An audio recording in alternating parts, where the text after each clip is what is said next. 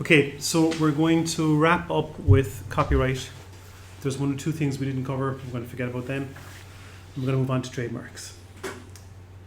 Trademarks are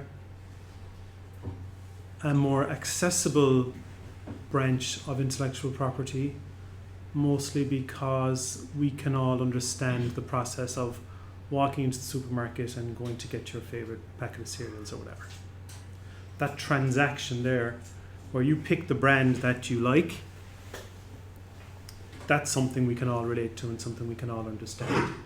And most of trademark law just revolves around that particular transaction, making sure that you get what you think you're getting, and that the whole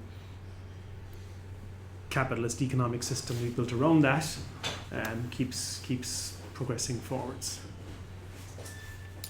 Trademarks are a fairly new branch of the law, relatively speaking. So copyright has been around a long time. Trademarks, as we understand them today, are quite a modern invention. And they were necessitated really by the Industrial Revolution. So way back, you were in your village, you went to the bread maker, he sold you the bread, you knew who you were buying your bread from, you knew him, he knew you. But after the Industrial Revolution, when production became mechanized and goods were sold far from where they were produced by people who didn't know the manufacturer and were exported hither and yon, trademarks became necessary then. Okay, but they evolved over quite some time. So a trademark is a sign used to distinguish the goods or services of one undertaking from another.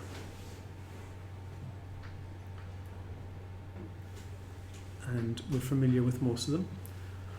We'd accept too, instinctively, that there is some value associated with trademarks. So I think these are the top 20. I don't know, did I pick the top 20 in the end, or did I just pick ones that I thought were interesting? I think this might be the top 20 trademarks in terms of value, the top most valuable trademarks.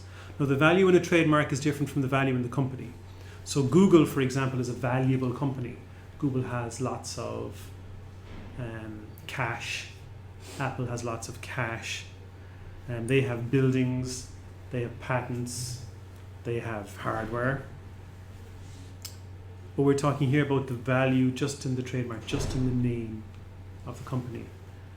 That's a separate value, which can be difficult to calculate, in fact. But this is a list produced by Forbes magazine.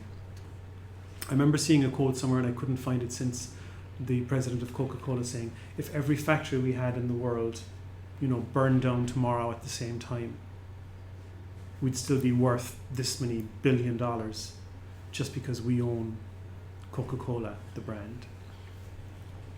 What do you think is the most valuable brand in the world at the moment, or last year?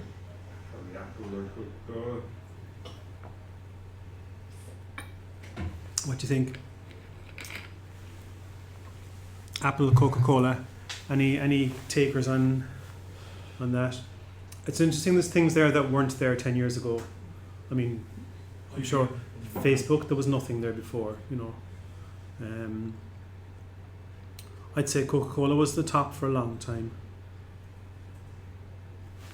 Let's see, anything there you don't recognize? There's a few on the list that you might never have heard of. And I was going to produce the whole list and I didn't bother, but things like CVS Pharmacy in the US, and, some US specific things. So if I said it was one of these five, for my money it's, well actually no, I was going to say for my money it's between Coca-Cola and Apple, but actually you could see Google and Facebook and Microsoft being in the running, definitely. It is interesting that 4 of them are technology companies, and one of them sugary water. What do you think?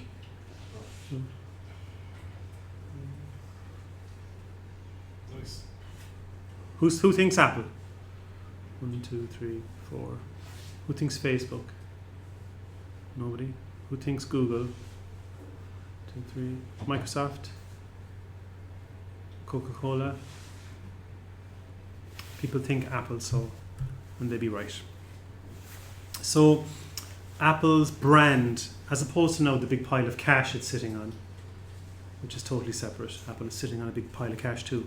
Not including that, not including its assets or anything like that. Just this trademark is the right to put Apple on products is worth $154.1 billion, Forbes magazine thinks.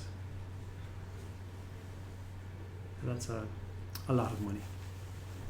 So we can accept that trademarks are valuable. Next up was Google, then Microsoft, then Coca-Cola, and Facebook was only number 5.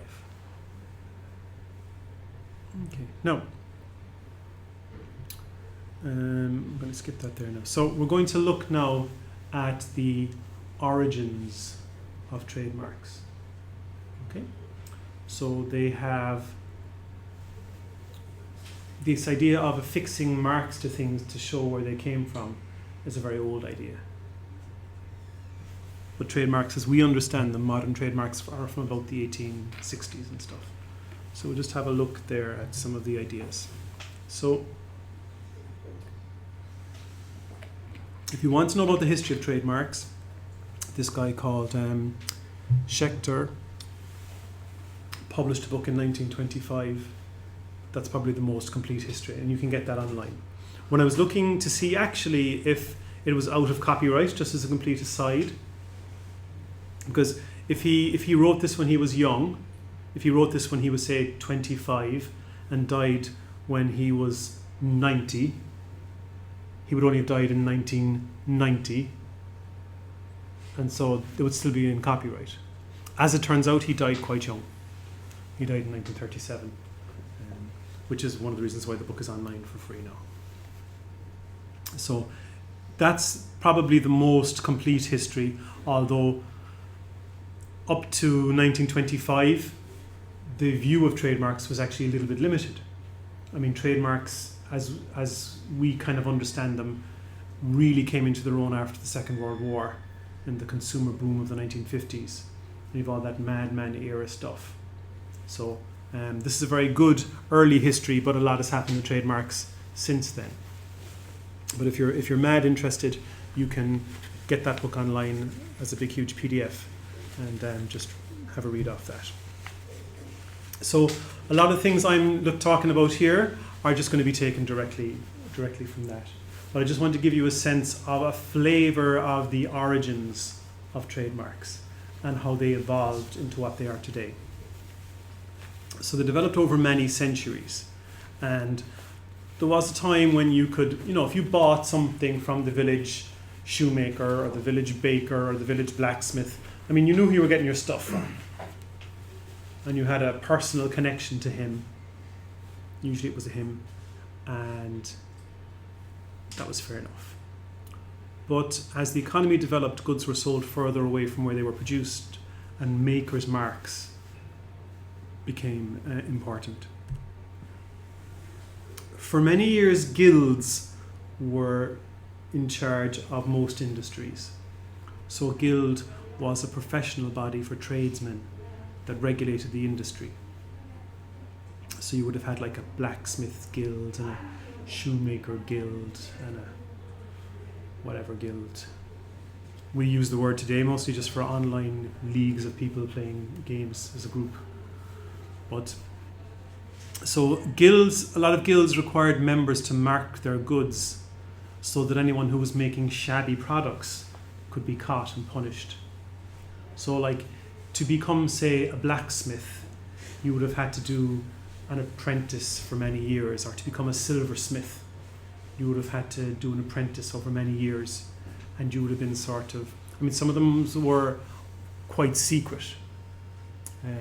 Like a lot of secret societies would overlap with guilds, and so there would be like trade secrets that they would teach you and you would swear not to tell anyone. You couldn't, members of guilds couldn't poach each other's customers or couldn't poach each other's apprentices, you know, things like that. So it was like a professional body, and you would be indoctrinated into that, and you would learn over many, many years all of the skills that you needed, and then you'd be a member of that guild. And there would be practices that you weren't allowed in engaged in, you know, and things like that. Now,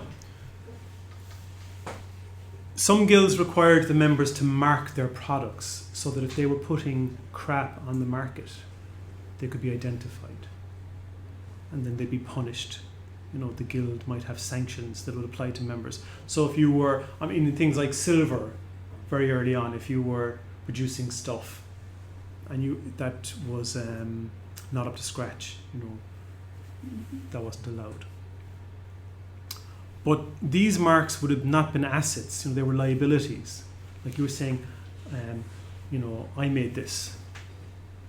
And if it turned out that it was a poor product, it could be traced back to you. But this was intended to protect the reputation of the guild. It wasn't so much to protect customers. The customer might not have been aware who the mark was even assigned to.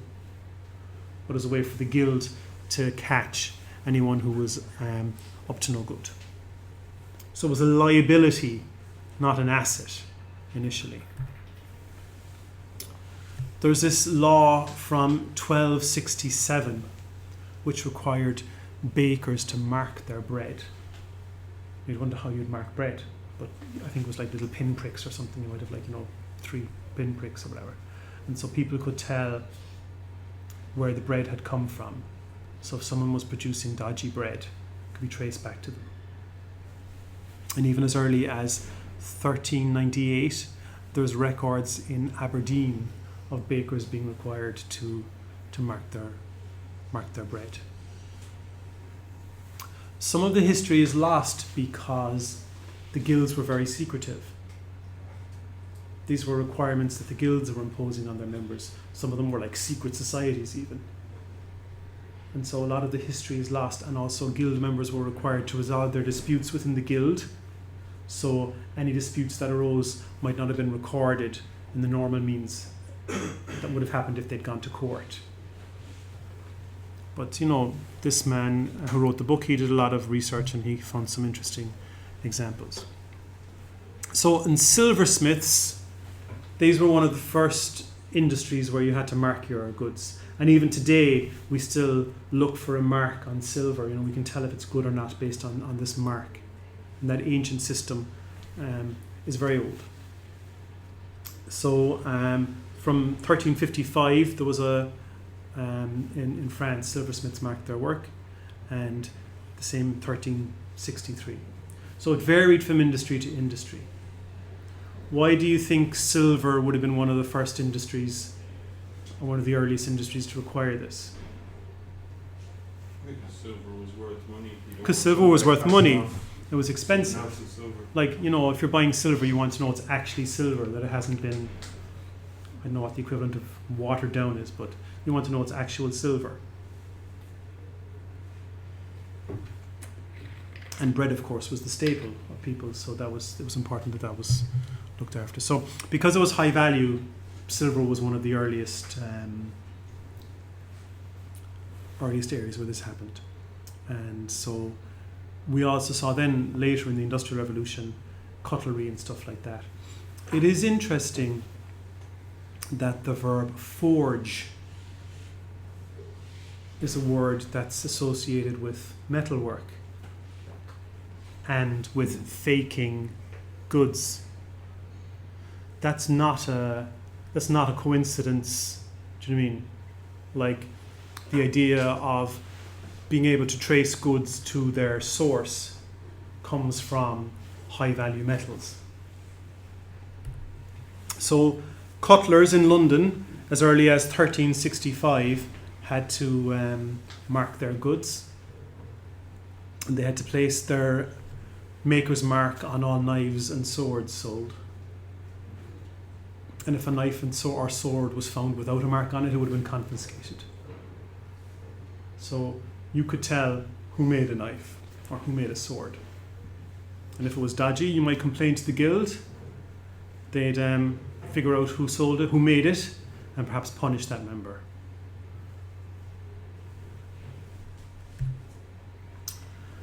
So it was in cutlery then that the mark first took on its modern function as an asset. So we have these old cases that start to illustrate the shift of a mark from a liability, something that can be, the product can be traced back to you so you can be punished, to something that's considered as an asset, as having an actual value, that putting it on the goods gives it a value wouldn't have otherwise. And so in 1452, there was a widow who wanted to have her husband's mark assigned to her. So her husband died. I guess he was a particularly highly regarded cutler. And he died. She wanted to be able to use the mark. Now, it's not clear whether she was going to make the stuff herself or whether she was going to just have people in his workshop, whatever, continue to make it. It's argued that she might not have been able to make it herself in 1452. But it is interesting that at this point, the idea of a property in a mark had developed to the extent that it could be transferred to another person. Remember we were talking about property, like what is property? I mean, one of the features of property is that it can be transferred from one person to another. And we're starting to see that emerge in cases like this. However, as in 1622, another widow was prevented from selling or willing her right to someone else. So it seems that if you died, your wife could continue to use it, but she couldn't sell it on to someone. So it was still limited or constrained. And you could see why there might have been these constraints. You didn't want her selling the mark onto some chancer down the road who was going to produce crap and fool people into thinking it was good. But a case in 1628, there was a guy who purchased a mark and got it assigned to him and his heirs forever and ever. So we're starting to see the right to use marks take on some of the properties of property as we understand it. Now, so there's this case then from 1584, not an Irish case unfortunately, a British one, and this is believed to be the earliest recorded trademark dispute. The history of even uncovering the case itself is quite a story, but I won't go into that. But Schenter, the guy who wrote the book, he didn't even believe this even existed because this case was only referred to by a later case, and your man dismissed even the existence of it. But it was eventually uncovered by historians. So the plaintiff manufactured cloth marked with the letters GJ and a sign called a tucker's handle. We don't actually know anymore what a tucker's handle looks like. All we have is this record that it was GJ and what at the time was recognizable as a tucker's handle, whatever that is. Okay? His cloth had a good reputation. Someone else put the same mark on his cloth in an attempt to benefit from the plaintiff's reputation. And so he went to court. So that's the first recorded case that we have. There is also the idea of a product coming from a particular region and therefore being of a particularly high standard. So cloths from Ypres were considered to be particularly good. And so if they were marked as coming from there, they commanded a higher price. We have examples of linens from Osnabrück, and there were Flemish and Walloon refugees settled in Colchester, and they produced a thing called Colchester baize, and that was highly prized. And there's a record of a case from 1588 surrounding that. There was some guy called Thomas Jupp who was convicted of attaching seals to his baize and making it seem like it came from Colchester. And in 1660 there was an act of Parliament even to protect that designation. We see the modern incarnation of that today in things like champagne. So your sparkling wine can only be called champagne if it comes from a very specific region of France. The same for Porto or port wine. It must come from a particular region of Portugal. That's a whole other kind of intellectual property that we also have now in modern times, but it has its origins way, way back. By way of example, this is an ad from 1703. My apologies for the quality, but it's hard to get good copies of stuff that's 300 years old. So, in 1703, this guy called Ephraim took out an ad in the, what was it called? Doesn't matter, the main newspaper of the day, explaining to people that there were chancellors out there trying to sell products that looked like they were made by him. Can you read it in the top? If you're far away from it, it looks better than if you're close up. It's still pretty bad. So I have it down here copied. So his mark is HOW with a heart and a crown. Okay? And some people were producing knives with NOW and a spade and a crown. And you can see how a spade, like a playing card spade, that's not a million miles away from a heart, especially if it's not got a colour and it's stamped in metal. And he's saying to people, many having been deceived by this undermining intention, all persons who buy knives of his making are desired to observe his name and mark narrowly, that they may be not imposed upon, for there is no cutler whose name is NOW. So somebody was trying to take advantage and get benefit from his reputation for good knives. And I don't know, I don't look at anything when I buy knives, but I'm sure if I did, you could easily be fooled by, if you were aware of HOW knives with a heart and a crown, you might easily pick up NOWs by mistake. Okay. No. So that he would go to the trouble of taking out this ad suggests, of course, that there's a value in his mark, and that someone would imitate it and put it on a product suggests that there's a value in this mark.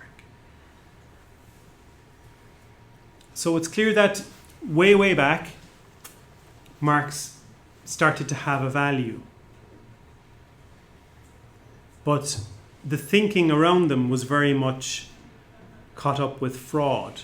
That if someone is selling a product using someone else's mark, they're engaged in deceit and trying to defraud the buying public. And so this man here is warning against that.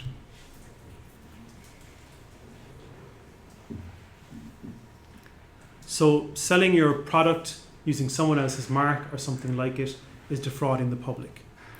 But the law very quickly began to recognize the harm done to the manufacturer. So if I went into a shop and came out with an NOW knife instead of a HOW knife, certainly I, as a consumer, was hard done by. But the law also began to acknowledge the harm done to Ephraim in that situation. He was also hard done by. And in fact, the law began to focus on the manufacturer, who was hard done by, rather than the consumer. For a number of reasons. I mean, first of all, the consumer probably, almost by definition, wasn't aware of the issue because they got the wrong thing anyway. They might not have known. And also they might have not had the resources to actually pursue it in law, whereas a manufacturer would have. Okay? So we have some early cases. There was a case from 1742, Blanchard v. Hill. And we believe this is the first case where someone got or looked for an injunction against someone else. I don't know if they got it or not. But this was about great mogul playing cards. It's hard to think. I mean, playing cards are so cheap and cheerful now and so disposable that it's hard to imagine people going to court. I mean, can anybody name a brand of playing cards? I mean, maybe if you work in Vegas, there's a few top brands, but like, you know, it's not something we even consider now as having brands. So there were these great mogul playing cards. They had a picture of an Indian guy, and they were called Great Mogul. And apparently these had a good reputation. They were highly prized, and this chap, Hill, started producing cards with the Great Mogul on them as well. And so there was a court case about that. In Day v. Day in 1816, somebody placed a label on blacking. I don't know what blacking is. Something obviously people used in 1816. And one guy was basically using the other guy's mark, the other guy's label, to try and sell stuff. In Sykes v. Sykes, there was an interesting addition. This is in 1824.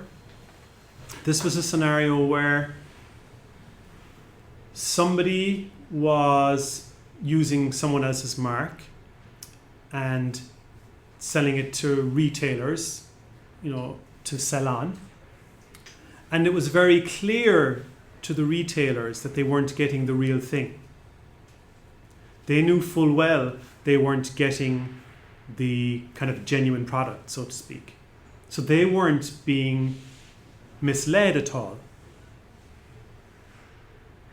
So if they weren't being misled, then was the guy who was selling them the stuff really doing anything wrong?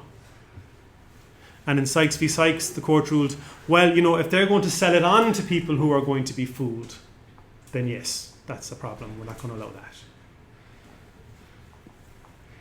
And then in 1833, in Blofeld v. Payne, that was an important case because the injured party, the guy who had the reputation, he didn't actually have to prove that there was any harm done to his reputation or to the standing of his products. The fact that it was possible, was enough. So those are some early cases. In all of these cases, though, we're still talking about fraud. Okay? And we have this tort.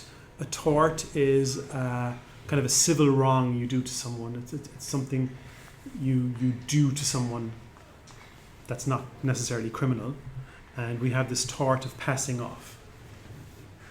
So passing off occurs when a manufacturer misrepresents its goods as being those of another manufacturer.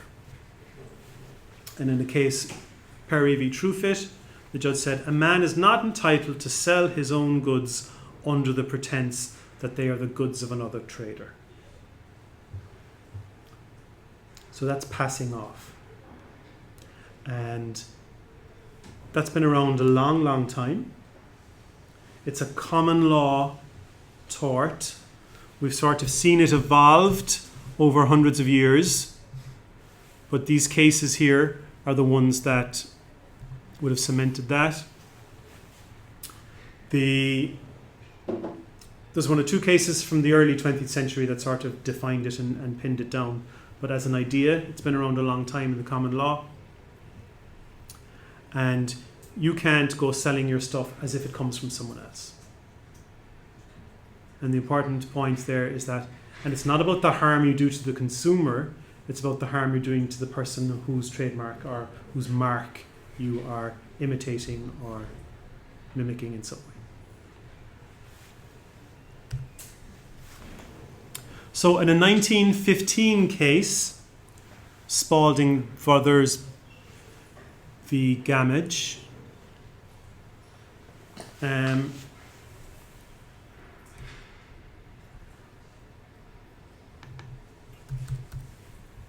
the essentials of passing off were set down.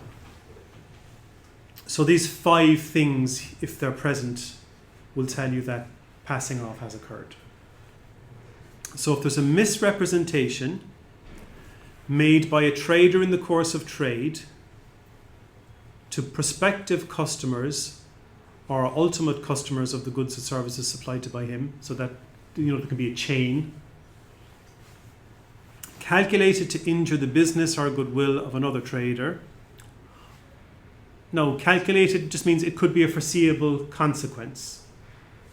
Okay, you don't have to deliberately set out to harm the other person's goodwill, but if that harm is foreseeable, then that counts. And causes actual damage to the business or goodwill. Okay, so this was a test from 1915 that was developed. This is called the dip-lock test. In some cases, they might still go to this test, but nowadays, people typically just consider this classic trinity of passing off, we call it. So it's this 3-part test. So the sort of the extended test, which was earlier, and then the sort of slimmed down, streamlined test. And over a period of time, judges have whittled it down to these 3 ingredients of passing off. Whoops, excuse me.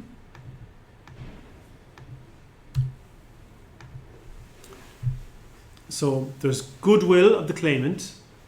So the claimant must have goodwill in the product, in the mark, in the get-up, whatever. There must be a misrepresentation made by the defendant, and then consequential damage. So let's say I had a brand of luxury chocolates, Bishop and Castle chocolates, and I sold them in this lovely purple wrapper.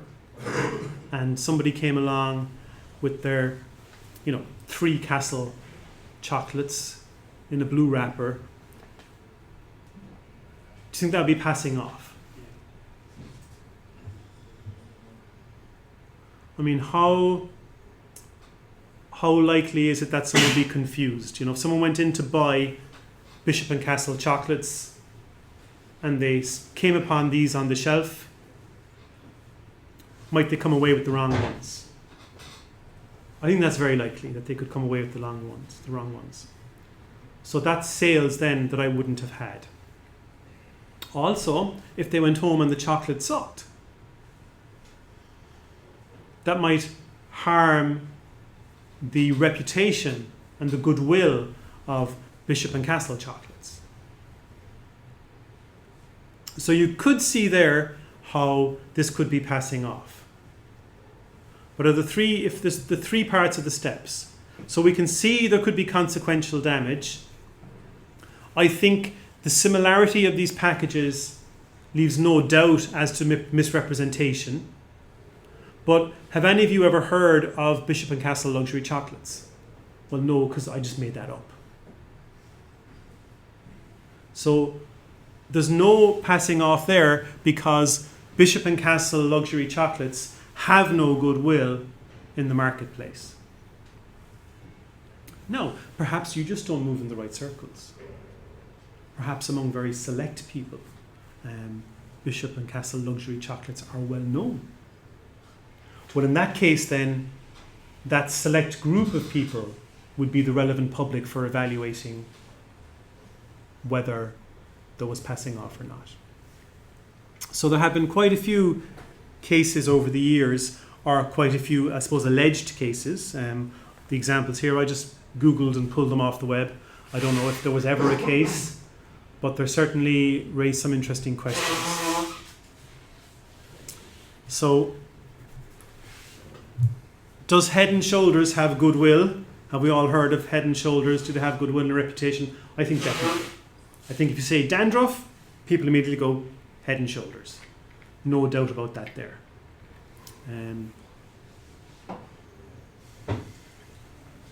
If you were the judge, would you be inclined to say, you know, hang on there now, Boots, you're taking the piss there?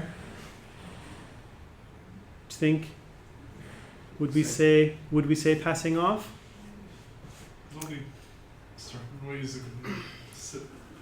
Well, okay, it has to go. Okay, it does have to come in a plastic bottle. Like, it's not going to come in a glass bottle because you're going to have it in the shower.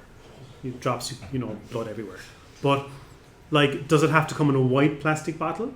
Does it have to come in a white plastic bottle that's straight on one side and curved on the other? Does it have to come in a white plastic bottle with a blue top? Does that little Boots logo there have to happen to be in the same place where the blue Head and Shoulders swoosh is? This circular thing here have to be here?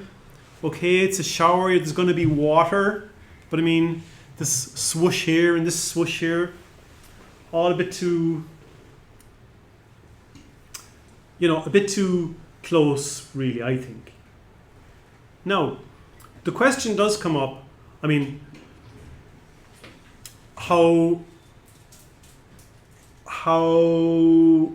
observant, how careful does the customer have to be? And you might say, like, well, if you went in now to buy Head and Shoulders and you came out with that, but you're like, were you thick or what? Of course, that's not the real thing. And that question comes up a lot. And the customer doesn't, first of all, the customer may not be comparing the two of them side by side. We're looking at one next to the other here. But you might only see the one on the right. You might go in for the one on the left and be presented only with the one on the right and think that's what you're getting. So, that could happen. So do we think this is passing off? I think so. If I was the judge anyway, I'd be having none of it.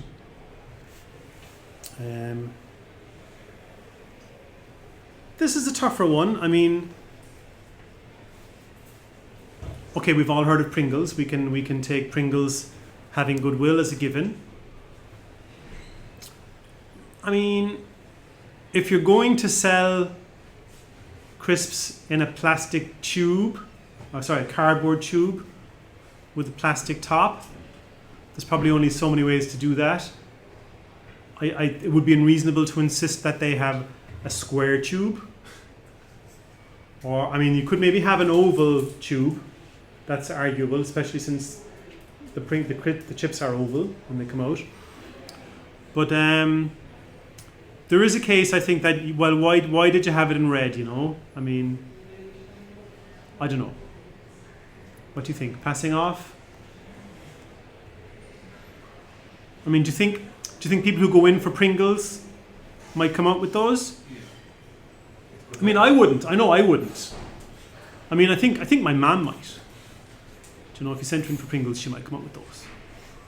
But I wouldn't. What do you think? The only thing which is the same is the color, really. The rest is... Yeah. You'd wonder, though, is selling crisps in a big cardboard tube, is that not like a Pringles thing? If there were 2 packets of crisps, I think it would be very different, actually. But I do think that the cardboard tube is part of the Pringlesness. Well, it depends if it's registered with the trademark. Well, that's a separate thing now. We're not there yet. Yeah. We're still in 19. We're still in 18 something. What do you think? I think if it was 2 red packets of plastic bag crisps, I'd say it was sure, okay, they're both red, but like, what harm? But I don't know, I do think there's something Pringly about the cardboard tube. They were the first to do that, only people doing it for a long time. I think that's part of what Pringles are. I think if you went in to buy Pringles and there was a packet of Pringles in a plastic bag, you'd probably walk past it on the shelf. You wouldn't even think they were Pringles. You know, so I don't know. I think, and this is an important point, with passing off, it's no one thing. You know, it's not the red. It's the whole packaging, the whole presentation together can add up to passing off. And so it's quite subtle, quite complex. What about here? No, you're probably too young to be bothering with Radox, but grannies love it for their baths. So Radox, certainly among a certain portion of the population, has significant goodwill. I think there was a time when really it was the only thing you put in your bath. Like, you know, there was no competition even. It had to be Radox. And so here then we have a package from Sainsbury's. What do you think?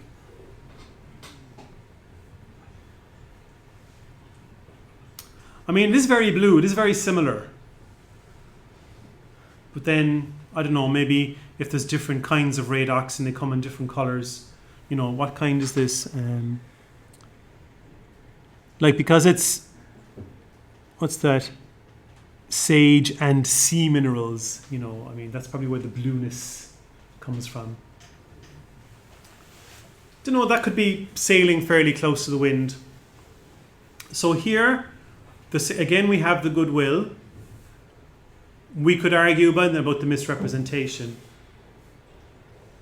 If we found the misrepresentation, then we'd have to say, well, was there damage to Radox and stuff? Yeah? Yeah, work away, yeah. No. Here's another one.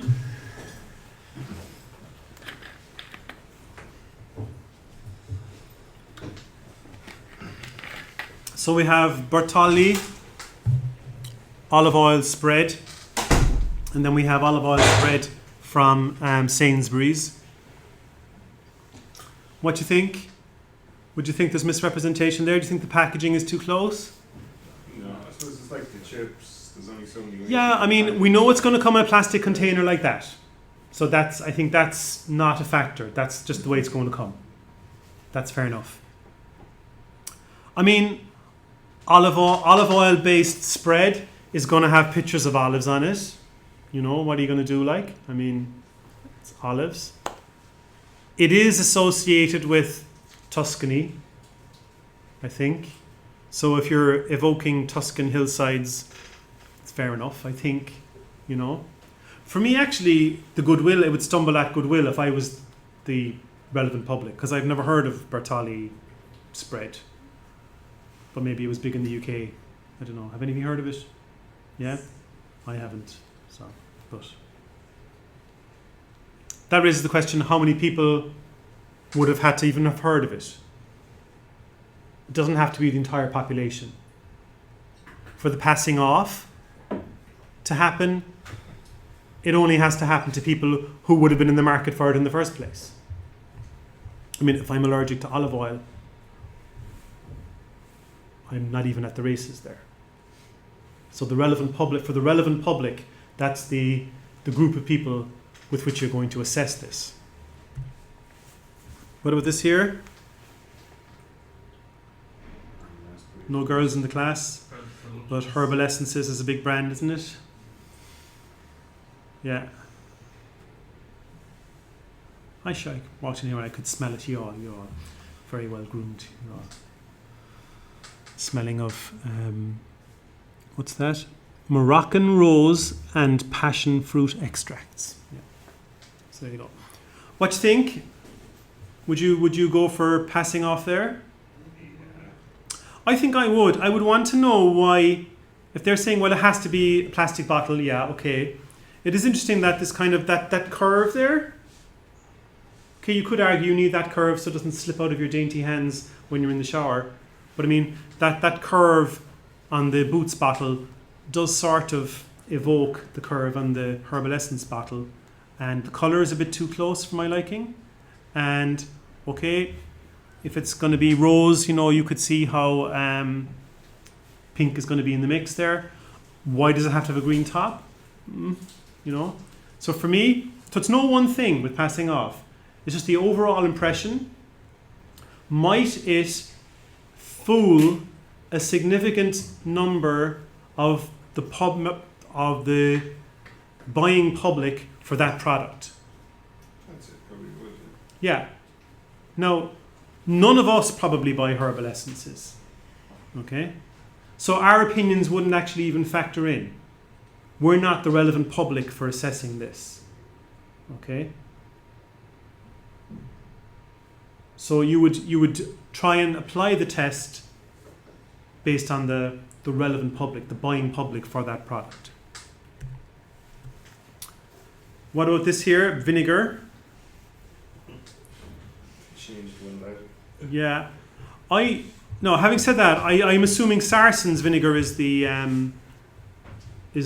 original and Samson is the fake, so to speak. I'm not up on my vinegar brands.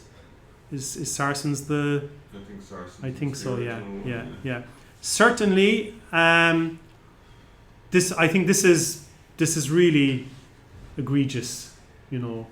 I mean, the bottle is the same shape, the same style. Again, I mean, vinegar only comes in certain kinds of bottles, I guess. But even so, it's just a bit much, isn't it? You could easily go in looking to buy Saracens and come out with Samson. So we have Goodwill, Saracens, where some of you have heard of it anyway, I haven't. I think the misrepresentation is definitely there. And then Saracens would have to demonstrate that there was damage. No, the threshold for that is quite low. They would have to demonstrate that, you know, somebody did in fact buy this by mistake, or somebody might have, or would likely to. And so there'd be lost sales and maybe harm to the goodwill. Back to Pringles. This Mr. Potato here on the right. I think the Mexican looking guy just looks a bit too much like Mr. Pringle in all of his incarnations. And so, notwithstanding the fact that I have issues with the crisps in a tube anyway, I think this character here just pushes it way over the edge. And that's kind of a no-brainer. This is a phenomenon as well. Makey-uppy movies. There's no copyright in a title. But so someone is perfectly entitled to make a movie called Braver, or even Braveheart, for that matter. Set it in Scotland even, like Braveheart. But the question is, might you go in to buy Brave and walk out with the one on the right instead of the one on the left? Oh, I think definitely. Yeah, no, I bought the wrong Puss in Boots once. I thought I was getting the Pixar thing with Antonio Banderas. When I got home, it was crap. And what really annoyed me was it was on the same shelf with the Pixar stuff. You know, and so I mean, you can make a movie called Braver. That's fine. But there was a scene in Brave where there's these stones and stuff, and you know, it's a bit too much, I think. Similarly, you might wonder why anyone would bother, but parents still buy DVDs for kids, and they cost a fucking fortune. You know, so it's a big market. Trust me. So again, you know, Tangled Up. You can make a movie called Tangled Up. There's nothing wrong with that per se, but are you selling that movie and trying to piggyback on the reputation of the Disney movie? Might someone go in to buy Tangled and come out with the one on the right? I think yes. Yeah, especially adults don't really follow, you know, these movies, so they just see, you know, yeah, that must be it. Yeah, and of course the irony is that by the time you're done, you'll have seen it 300 times, but you might not have seen it before you actually buy it. So yeah, so that was a thing that was happening for a while, but I think Disney and Pixar put a stop to that. So that's passing off. Here's another one. So these Hoovers on the right are quite well known. And the question is, was the Hoover on the left passing off? Now you notice it doesn't actually, it's not like it was pneumatic spelt with a P, you know. There's no trademark as such on the other one. There might be a brand on it somewhere we can't see. You don't have the little eyes in the mouth, but what do you think? You can confuse them. I think you can. I think you could go in to buy the one on the right and come up with the one on the left. What would you want to do?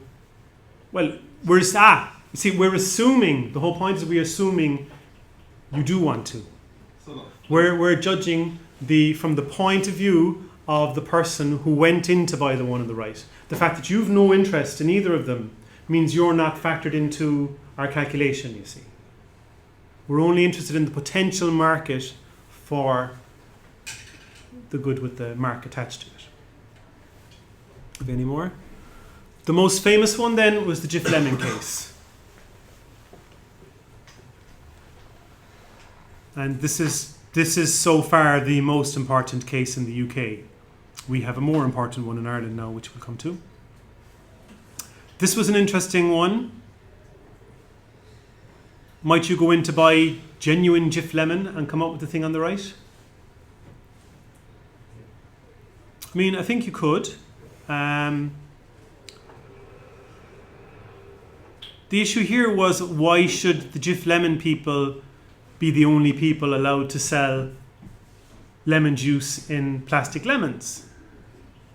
It seems quite natural that if you are going to sell lemon juice in a plastic container that's going to be squirtable and around that size, that it might be lemon shaped. And this was an important case. This went all the way to the House of Lords. Sorry there, whoops. And the issue here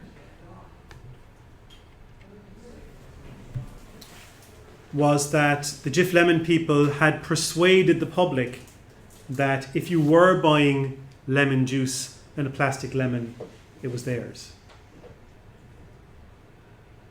That the buying public for lemon juice had over time come to believe that lemon sold in a plastic lemon is Jif Lemon.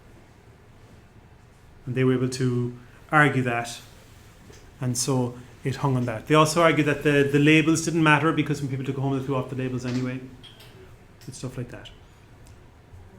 So this is the most important passing off case in the UK, and Jif Lemon won and the other people didn't. So you can only get lemon juice in a plastic lemon if it's from Jif Lemon.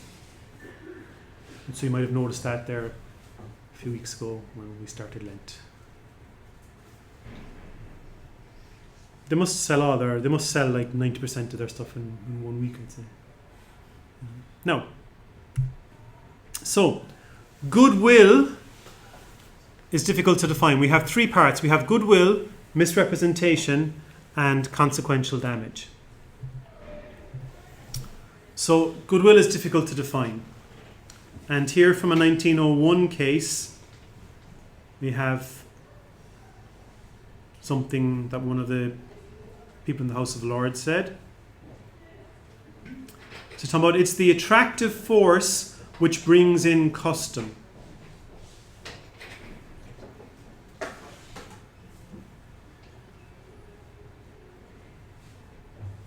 Goodwill is composed of a variety of elements, and it differs in its composition in different trades and in different businesses in the same trades. So goodwill is hard to pin down, but it's this attractive force that brings in custom. That's why I think the the cardboard tube for Pringles is a big part of its thing.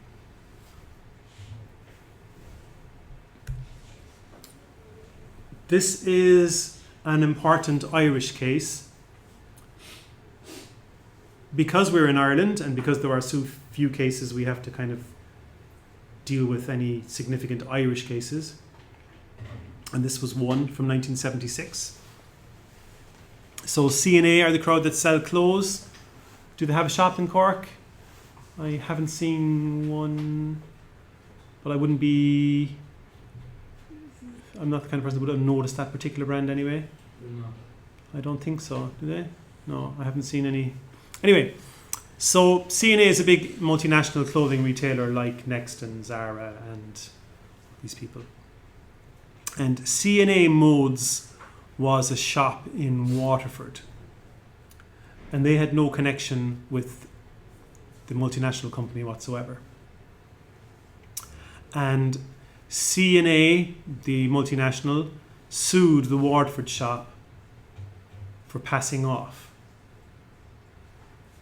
And the C&A Modes Waterford was making the argument, but you don't even have any shops in Ireland, so how can you claim you have goodwill in Ireland? You've no shops here, so how have you goodwill? And that was a reasonable argument, actually. It was a good one. But the court found that it could have goodwill in the state anyway, because people are aware of it from advertising and people are aware of it from their travels. So, for example, before Argos had any shops in Ireland, everyone in Ireland had heard of Argos. Before Next had any shops in Ireland, a lot of people in Ireland would have heard of Next. So this was an important case in Ireland because it illustrated that you can have goodwill in Ireland even if you don't have a business in Ireland. You could see how that's not surprising given the sort of media market we share with the UK. I mean, you see ads for stuff that's available in the UK all the time. You can have a reputation here before you have a business here. God knows people were gagging for IKEA for years. So everyone in Ireland had heard of IKEA, and IKEA had goodwill here long before it had a business. So before IKEA opened up in Dublin, if you started selling stuff under the IKEA name, IKEA would have had good grounds for a passing off case because it had goodwill. Okay? So that's the significance of this case. This is the most important passing off case in Ireland. And it went all the way to the Supreme Court. And it's the one I printed out for you that you could take away and read. It goes into it at great length, all of the issues to do with passing off. It is interesting how the language used in judgments often isn't terribly straightforward. But of course, legal judgments need to be very, very precise and accurate and go through all of the arguments and all of the points. So, on the left, we have Brennan's whole wheat bread, and on the right, we have McCambridge whole wheat. So, McCambridge was the main brand,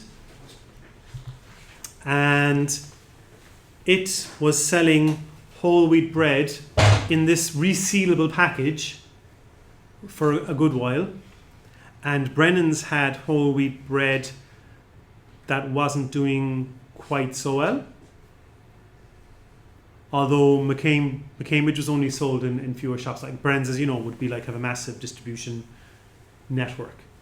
And Brennan's changed the packaging of its whole wheat bread,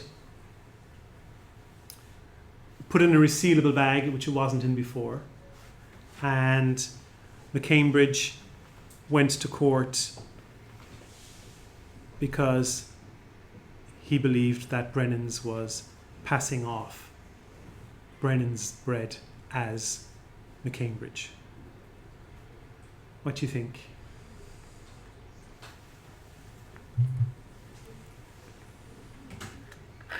But was Cambridge the only manufacturer who were using the... Actually, yes. McCambridge was the only people using the resealable bag for the brown bread, which I think is very significant. That's very significant. It's very like the Pringles, I think. I think it's very significant. And when they switched from the non-resealable, when they switched from the regular bag to the resealable bag, they did a redesign as well of the logo and the packaging and stuff. I mean, the writing is it's a bit similar, like I think. The kind of, script, and the green is unfortunate. The green and the green are a bit too close. It turns out they're not actually the same green, and the court went into great detail into like precisely which shade of green was which. I mean, there was huge detail. If you were the judge, what would you have decided? No? No? But it's obvious that Brennan's wanted to take advantage of the idea of this design. Anyway, so yeah, I mean, you're saying it's obvious Brennan's wanted to take advantage of the invention. Yeah, I mean, certainly wanted to take advantage of McCambridge's position in the market. And I mean, they definitely, like, they even got emails and stuff, and like, they were definitely trying to make it like McCambridge's. The question is, did they go too far?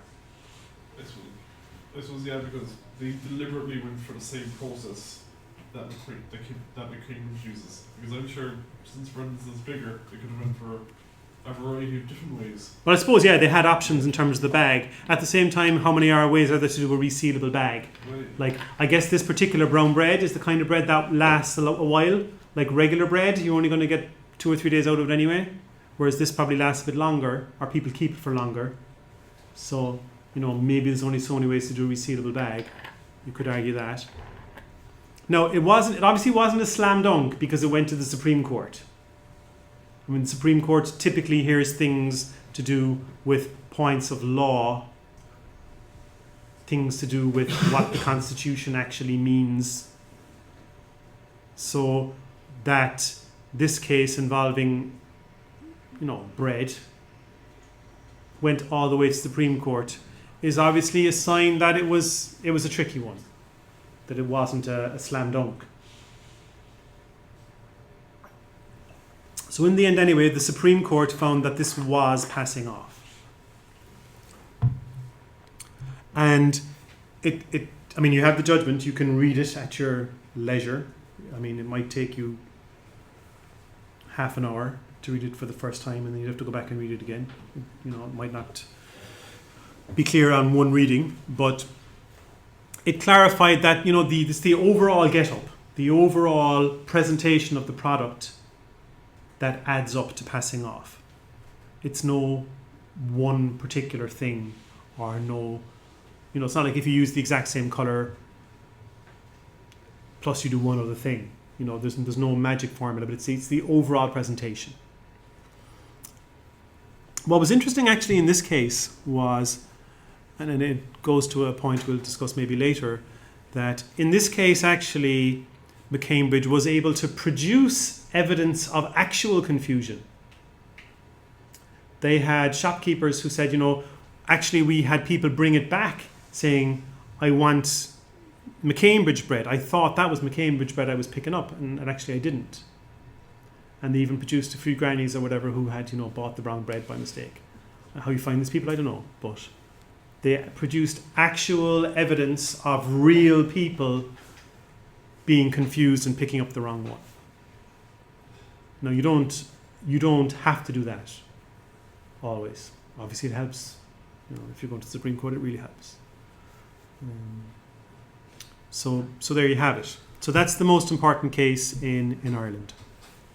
Now, what counts as misrepresentation then? So in that case we saw earlier, which was Spalding v. Gamage. Oops. Sorry, no. I like to fix these as I go. Big stubby man hands. Okay. So in this case, the judge said it would be impossible to enumerate or classify all the possible ways in which a man can make a false representation. So he was kind of saying, well, we can't really say what taking the piss is, but we'll know when we see it. But it's not a list of things. So like similar words, similar packaging, could be any of those. and we saw in the Brennan's case, it's the whole combination, the whole package. Deception then is another issue.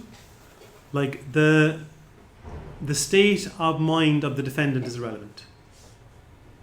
So it may well be that Brennan's bakery was not trying to piggyback on McCambridge's representation. No, I don't think we'd believe them, but it's entirely possible that it was completely innocent. Or it's entirely possible that they thought it was completely innocent. But that's not relevant.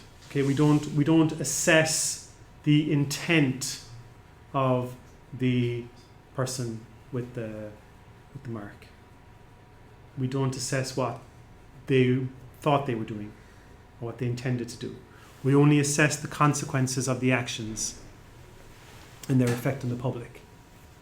So even if they believed they were behaving completely innocently, if there were grannies in Wicklow picking up the wrong bread, then that's what we're interested in. Okay?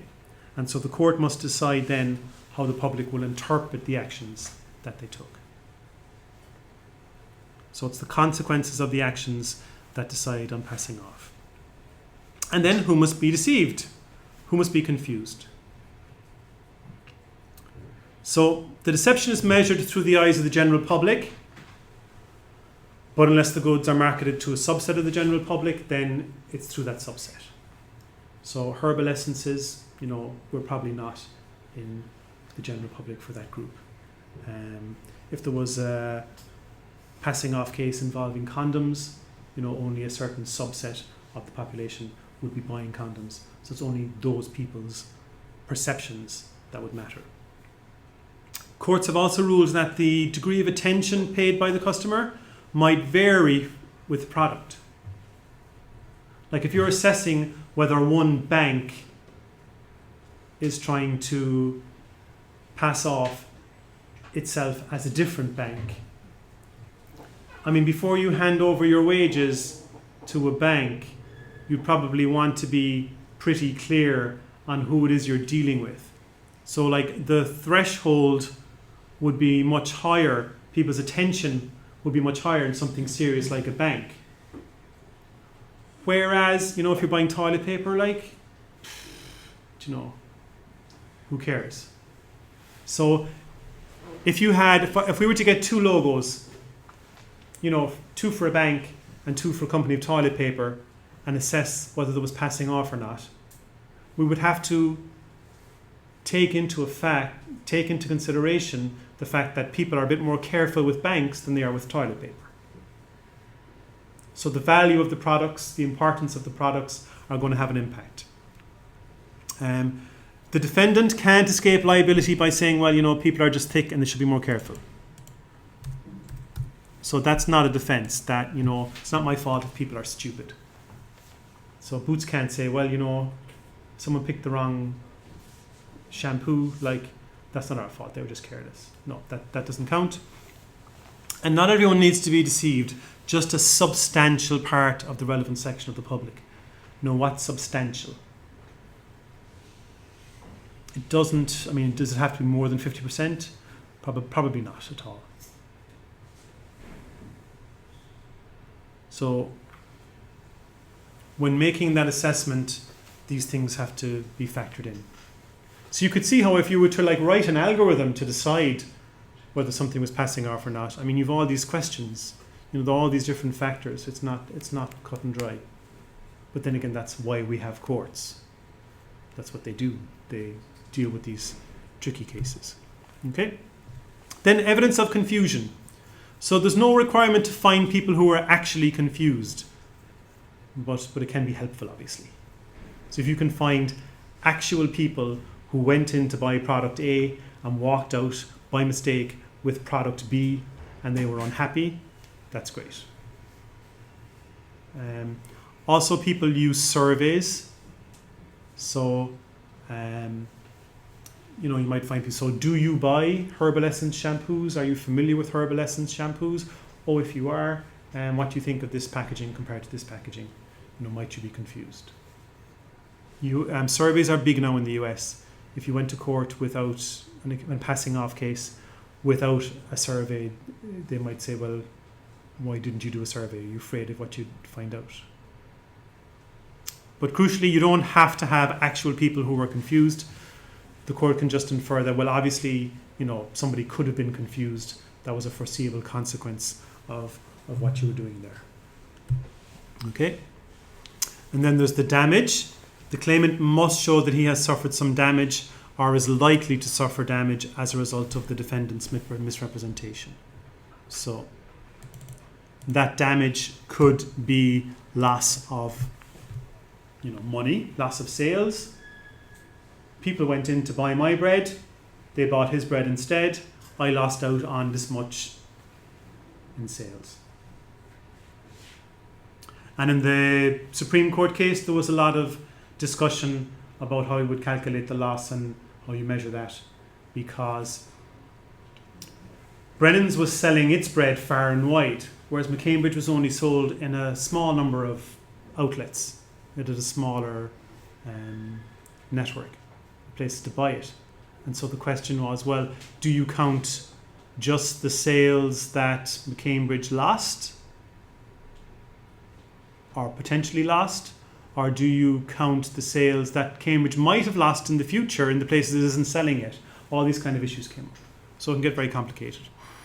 But there's potential trade or profit.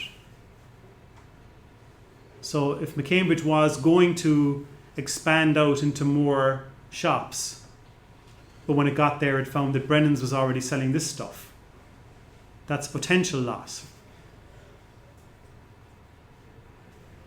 So all of that factors in. But you do have to demonstrate that, but it's not difficult if there is goodwill. If that's accepted that there is goodwill and accepted that there is misrepresentation, then it's not that difficult to demonstrate that there was potentially damage to your goodwill as a result of the misrepresentation. Okay. So if someone is found to be passing off, then typically one of three things can happen, or all of them. No, two of the three of them anyway. Obviously the court will say, stop doing that. You're not allowed to do that anymore. So you can no longer get Brennan's bread in that package because the court told them to stop. And then you've two options typically. The person who was doing the passing off might have to pay up all of the profits they made as a result of their bad behavior, or else the person who was damaged by the passing off would try and quantify the damage done to them. In the McCambridge case, it was interesting because Brennan's sold an awful lot of bread throughout Ireland. They wanted Brennan's to pay the profits from selling the bread rather than pay for the damage caused to them. There was that asymmetry there, and so they went for that option. And then the court subsequently got into big issues like, well, when you say the profits, are you talking about the price of every loaf of bread sold, or just the portion of the profit that was the result of the passing off? That if we were selling bread with a different package, we would have got like €1, all this kind of thing. So it's all this gets very complicated if they want to. But those are the remedies for passing off. Okay, so we'll keep going. Okay, tough and all as it is. Now, so that's trademarks or marks in fraudland. So if you sell a product with someone else's mark, that's a kind of fraud. Not only are you defrauding the public, you're also harming the owner of the mark. Okay? And that was the view of marks up until about the 1860s. So there was a case in 1857, for example, where the judge said it's settled law that there is no property whatever in a trademark. So we're still not thinking about trademarks as if they're a kind of property.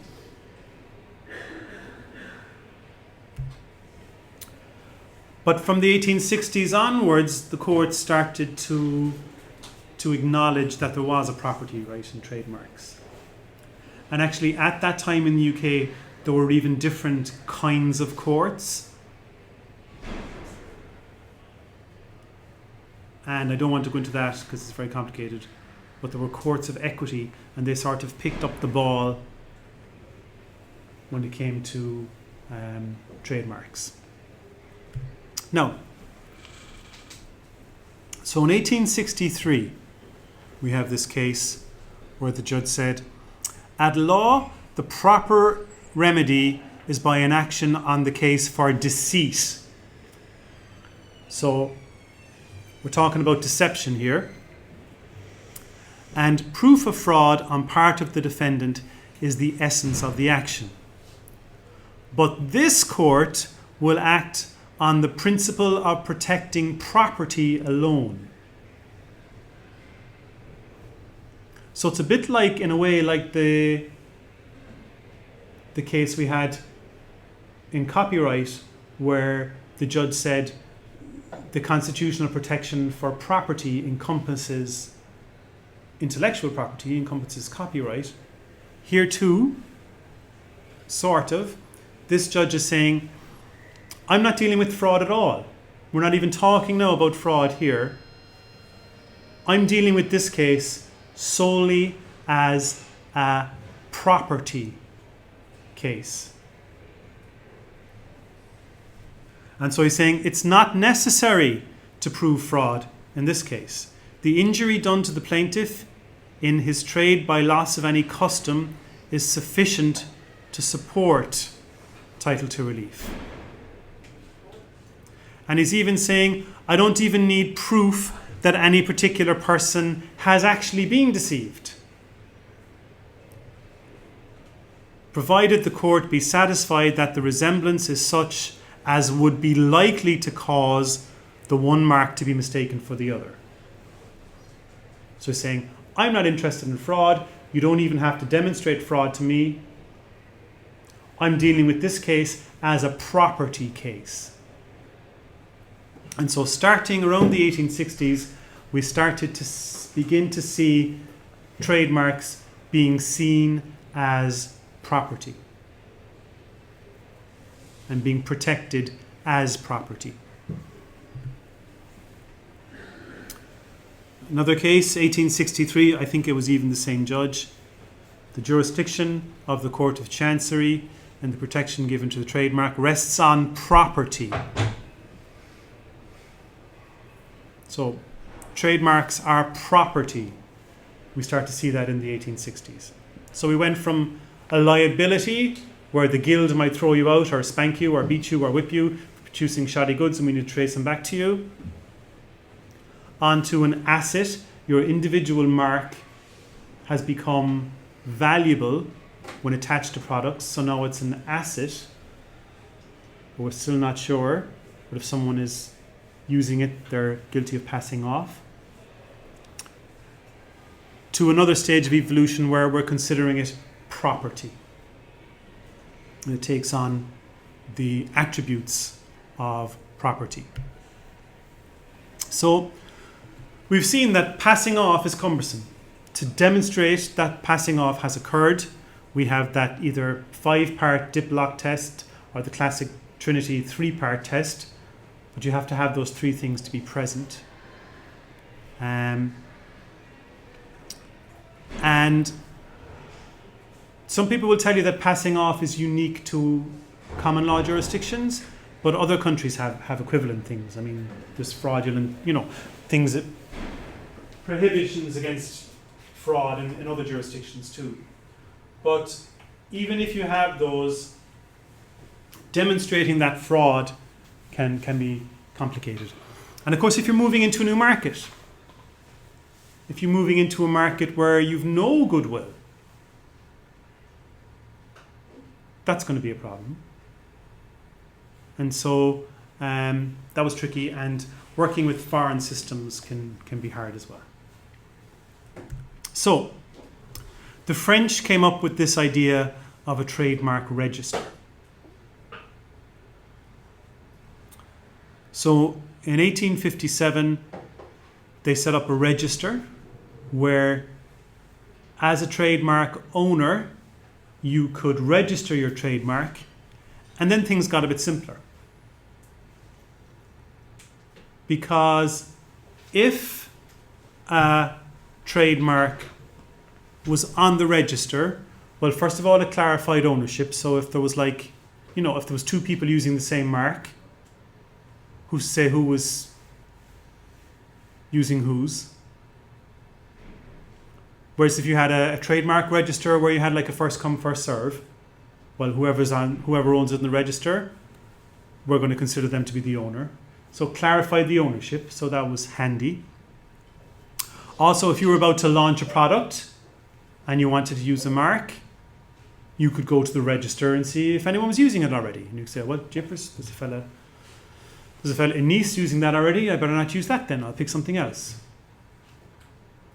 So it simplified things. It also then allowed countries to develop laws around trademarks and not rely so much on the fraud or on the passing off. So you could say, well, look, there's a register of trademarks. Anybody can go have a look. It's plain as day that, Johnny Ledouf, whatever, in Paris, he's using that trademark for his leather goods. You can't use that. And if you say, well, I didn't know, you can say, well, the trademark is public. You should have gone and looked. So it simplifies the process of protecting marks. It cuts out some of the difficulties associated with passing off.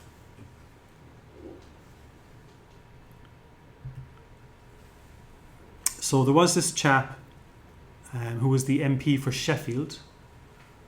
John Arthur Roebuck was his name. And he introduced the Sheffield Bill. He was a bit of a character, it seems. He's more famous for other things. His Wikipedia entry doesn't even mention trademarks. Some MP from Sligo threatened to challenge him to a duel for saying something about Irish people. Someone else was going to challenge him to a duel for another thing. And this is only, this is not that long ago. So he was an interesting character. He was the MP for Sheffield, and as we know, Sheffield was the centre of the cutlery, knives and forks and stuff like that. And Sheffield stainless steel knives and forks were the products. They were the top quality products in that category. I mean, if they came from you had to have Sheffield knives and forks if you were doing it right. Okay. And he was suggesting in 1862 that the UK follow the French example and set up a register.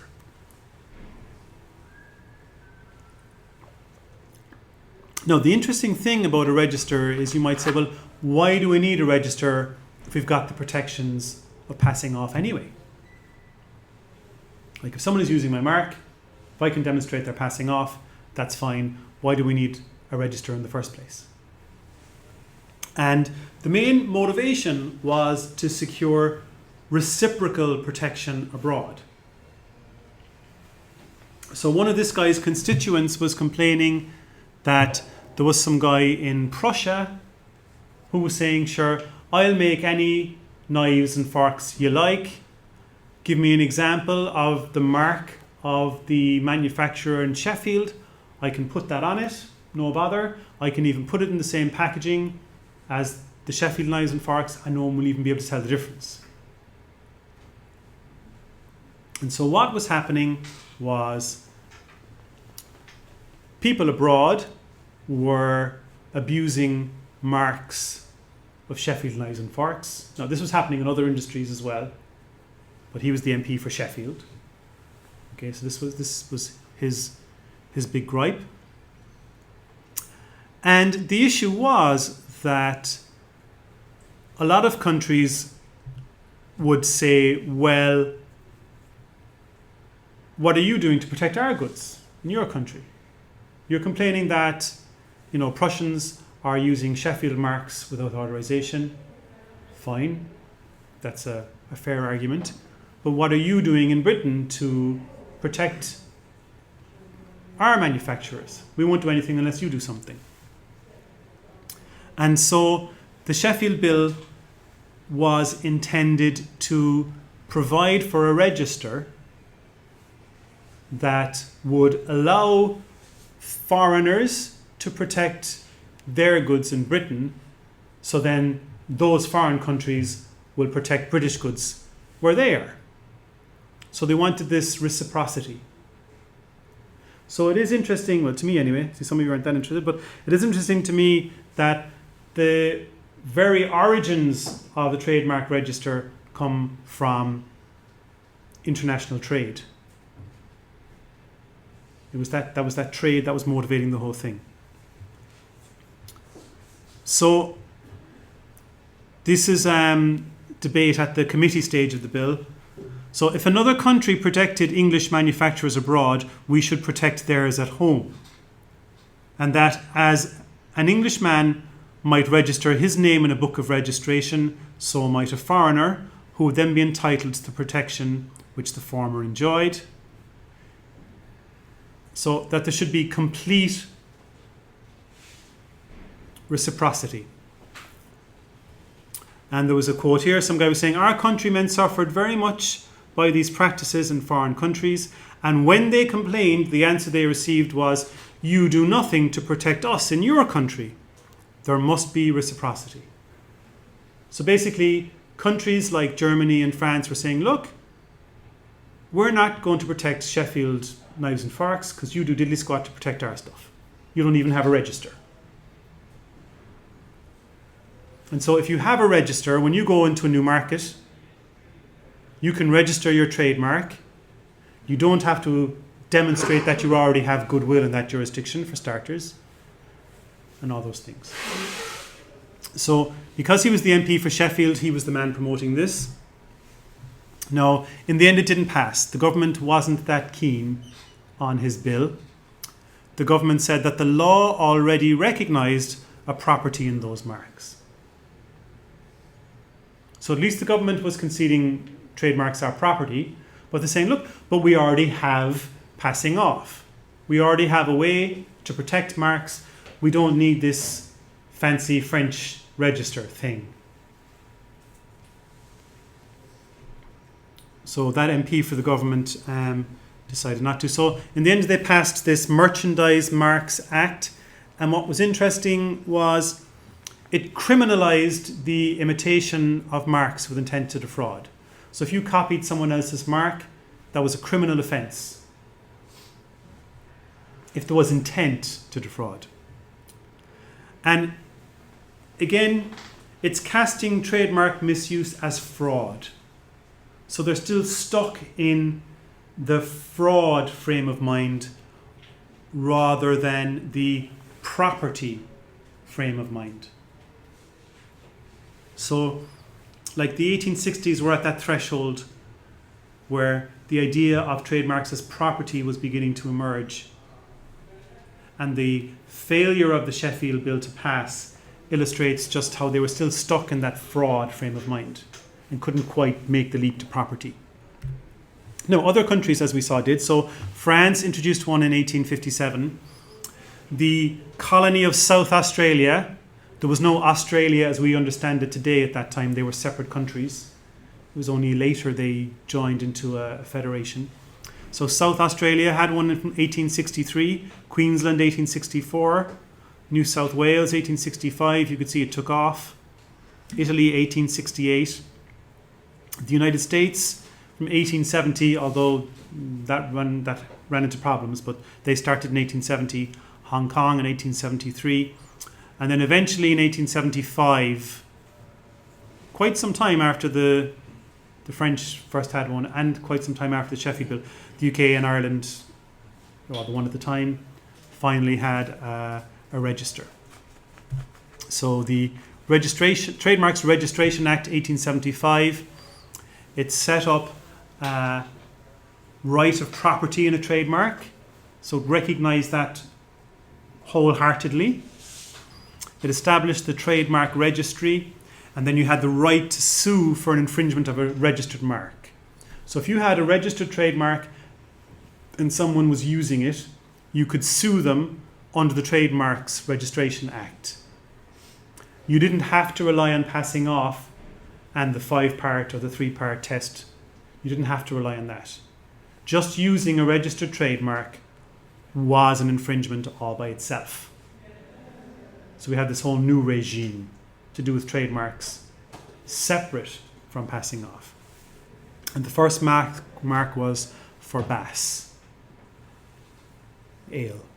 So that's trademark 000000001. It still is 0000. It's still on the register as number 1. I'd say they wouldn't have the heart to retire it, even if they didn't want to use it anymore. But Bass actually still uses that red triangle, doesn't it? I mean, do you still get Bass in Ireland? Yeah? You do, drink up around Dundalk and places like that. Up there. Yeah, I haven't seen it in a while. I remember the ads when I was a kid. That's Bass. Anyway, so that was the first trademark. So in many respects, it's the first Irish trademark as well, of course. This was all one at that time. 1875, there was a single trademark regime. So the first Irish trademark, you could argue, was this one. Now, there were similar hiccups in the US. This shift from fraud to property and the idea of setting up a register. So there was a Trademark Act in the US. In 1870 they set up a trademark register, but in 1879 there were 3 cases went to the Supreme Court. They were joined as a single issue.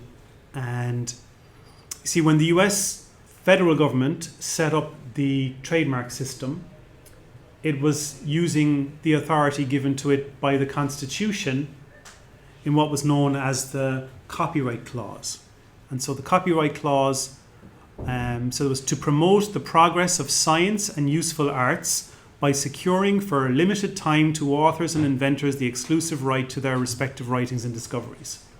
So this is like, so I remember we were saying that in the US, copyright was even written into the Constitution, and so were patents. Well, the government was saying, yeah, and trademarks are in there in the mix as well. Trademarks fall into that category. And the Supreme Court actually said, no, there's nothing in the Copyright Clause about trademarks. You don't have the authority to set up a trademark system, a federal one. So individual states would have had common law passing off. The federal government wanted to set up a federal trademark system, and the Supreme Court said, no, you don't have the authority to do that. The Copyright Clause doesn't allow you to do that. Now, there were 2 things going on there. They weren't convinced about trademark registers, clearly, but it was probably more about resistance to government power. So just as in Europe and in any federal system, there's always the toing and froing about what is the competence of the individual states and what authority the superstate or federal state has. And, as systems evolve, there's a lot of toing and froing about who can do what. And in the US, obviously, the federal government has had more and more power over time. Certainly in 1879, the Supreme Court was like, no, we're not having it. The federal government has no constitutional authority to set up a trademark register and interfere with the rights of states to do whatever they're doing. I think one of the cases was to do with somebody labeling liquor, and part of the argument was, well, that's something for the states to deal with. That's a state law thing. The federal government has no business getting involved in that. So they came back and instead of saying, okay, we're not relying on the copyright clause anymore, we're going to rely on the Commerce Clause of the Constitution, which says that the government has the right to regulate commerce with foreign nations and among the several states and with the Indian tribes. And so they were saying, see, so this entitles us to set up a trademark system because you can't have commerce with foreign nations and the Indian tribes without trademarks. So the law was framed much more narrowly because it was taking its competence from there. And it's interesting so that in this case, just as in the UK, the justification for the states setting up the trademark regime is international trade and trade between the states. So again, it's the international dimension that's being used to justify having a trademark system in the first place. So with the register in place, then the UK was able to enter into bilateral and reciprocal arrangements with other countries. So between 1862 and 1871, for example, they had treaties with Austria, Belgium, Colombia, France, Italy, Russia, and the Zollverein, which doesn't exist anymore. It was a collection of states in the Netherlands, I think, in Germany, something. It's a country that doesn't exist anymore. And there was a treaty with the US in 1877. And the idea was, well, look, we have a trademark register, you have a trademark register. We will allow your people to register on ours if you allow our people to register on yours. We'll protect your marks in our marketplace if you protect our marks in your marketplace. And so you can see how the guy from Sheffield was happy by that.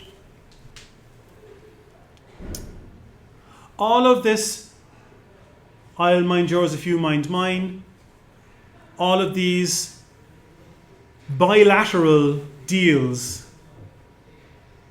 eventually led to the Paris Convention of 1883, where some countries got together and said, look, what we'll do is we'll set up a system where it's easier for us to protect marks abroad.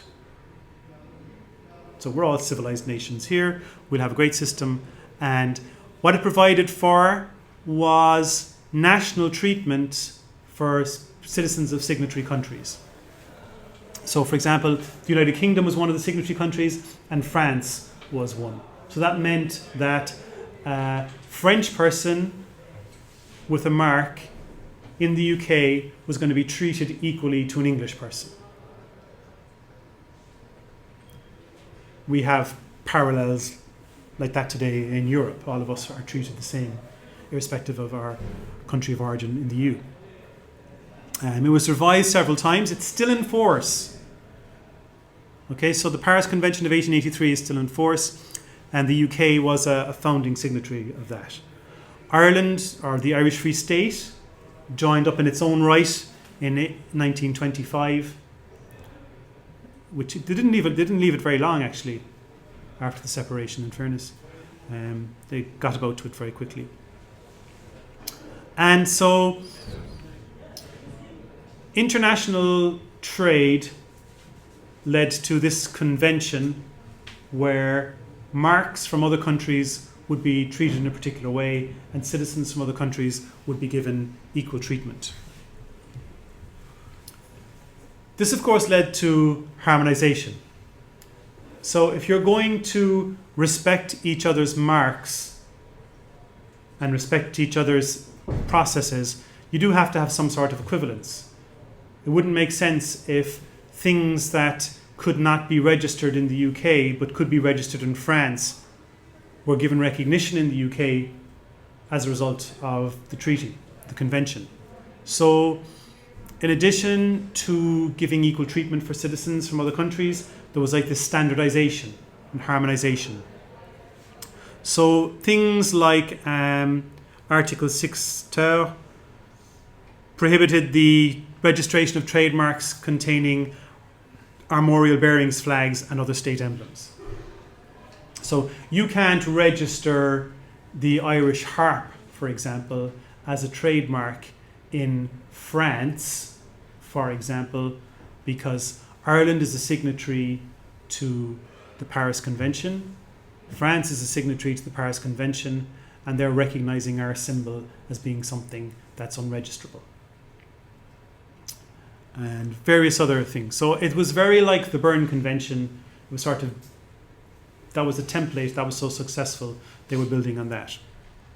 What I do find interesting is that the international influence and the requirements of international trade have had a huge impact on, say, trademark law in the UK.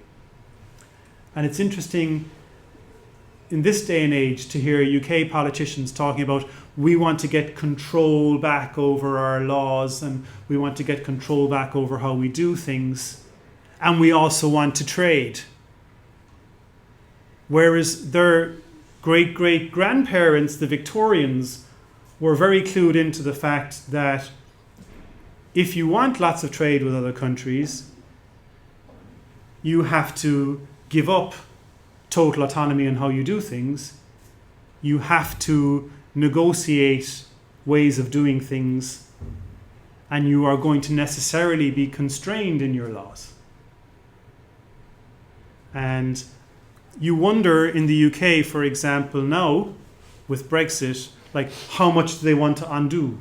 So they want to undo all the European stuff so the European law doesn't tell them what to do. I mean, do they want to go back to 1883 and say, actually that Paris Convention thing was a load of bollocks, we want to do things our own way? Like, how far do you go back? And it's extraordinary that the Victorians knew that if you want trade, you have to have harmonization and cooperation, and modern governments seem to forget that sometimes. So there are some lessons there. Great stuff, so guys, so we'll leave it. Thanks for your patience. I appreciate it. It's warm and stuffy.